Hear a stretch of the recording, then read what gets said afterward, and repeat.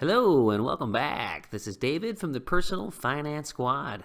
We just finished up with exercise 16, going through the gifts tracker, the unknown item that actually needs to be in your budget because many people spend a lot more money during the year on gifts than they realize. Very important. But another important thing that might relate to gifts is how you pay for them, and many people will do that with their credit card. So credit card management is our next topic. So this was a very detailed chapter and a very important one because credit cards have a lot of advantages and they have a lot of disadvantages. And if they're not managed right, we know the kind of trouble that people can get into. And that means if you have a lot of credit card interest, that means that you're not being able to afford the things that you're paying for. So we are very dependent on making sure that our goal is for you and anybody who is in the squad to make sure they pay down their debts. And that's what we're going to put here in this exercise. If you have credit cards and you have interest charging on them, you should try to make it your goal to make sure you pay them down. Okay, so what we've talked about before is how to pay these credit cards down. And the rule of thumb is to pay off the highest interest credit card first, no matter how many cards you have, and then pay the minimum payments on the others. Now, we've talked about this before. You'll hear people say that they believe in the snowball effect, which is the lowest cards, that is the lowest value on the cards.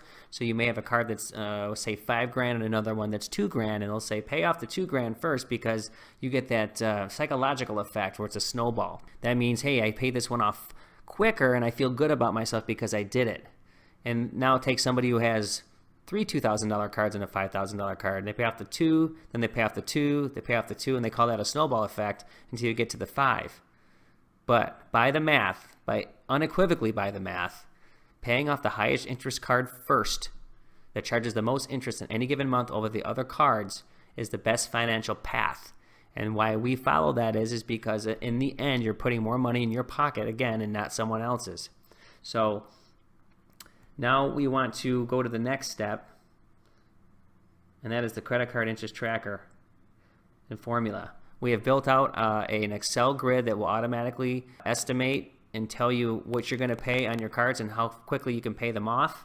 And again, start with that first card. And also, if you have debts in other areas such as a student loan or a car payment, then you can work on those as well. But the most important ones are the credit cards first. Now, if you found out that you're paying more interest on your car loan than you are on your credit card, then that's the path you would take as well. You have to determine what is the most interest-bearing card you have, but generally speaking, it's the credit cards that are really knocking out the most interest and hurting your ability to have better cash flow. So we want to make sure that you stay patient and follow this goal. Go back and read the chapter and see how it works. There's some good examples in there and even shows you why it's more beneficial to pay off the highest card first in terms of the math. So stay disciplined, stick to your plan. There'll be more videos in the future on the website to talk about this subject, but if you just follow the simple formula in here and stick to your guns, you're going to find out that down the road you're going to better yourself. So get rid of those credit cards, you'll feel better, and you're going to have a better disposable position in your income and a better future for your life. Okay, so one last piece we want to talk about why you're doing this is bill consolidation. If you have the ability to get cards that are going to allow you to have lower interest rates than what you're paying now, then this is something you should really consider. So for example, if you're paying $12.99, say APR on card 1, and so this is a very loose term, and then a company comes and says, hey, I'm going to give you 12 months at 0 interest. So you could say, well, logically, I would do this. Now they may say, listen, your balance say is 10 grand here, right? But over here they're going to give you up to 8. So logically you would still do this. You would apply this 8 at 0, and then you'd have 2,000 remaining with this interest rate. And what this can provide is more flexibility to pay down money, because you might find that if you have $2,000 left here, that even though an interest rate might be higher, you're definitely going to be paying lower here. And then you might have another card over here that is, let's just say it was 12 grand. And then so all of a sudden you say, listen, I'm going to pay the minimum on this one at 0 interest, right? And then over here I'm going to pay the minimum on this one, so it's a minimum here,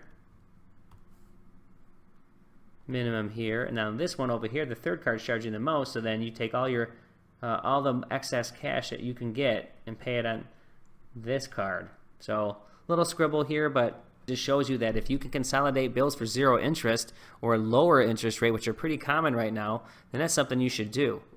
Now, one might say, hey, that's another credit card, but let's face it, if you have interest bearing on your credit cards, the better you can do to pay them off, the better you're going to be off in your life. So again, if you provide discipline and you get these things paid off, that means you're in the right path, and these other credit cards aren't going to mean anything to you down the road. You'll pay them off and you'll get rid of them, and you'll keep a couple just for being able to have purchasing power and have protection for your money, and definitely build your credit rating. And that's the path that you want to take. So all of this is in the chapter. It's very important to go back and understand it, but use the formulas, the grid on the website provided, and start making a plan for yourself. Okay, so we will see you in the next video, and we are going to get into life insurance. We're going to talk about term life insurance for those of you that may have family members. You might want to have a policy for some coverage for them. Okay, so thanks for joining, and we will see you in the next video.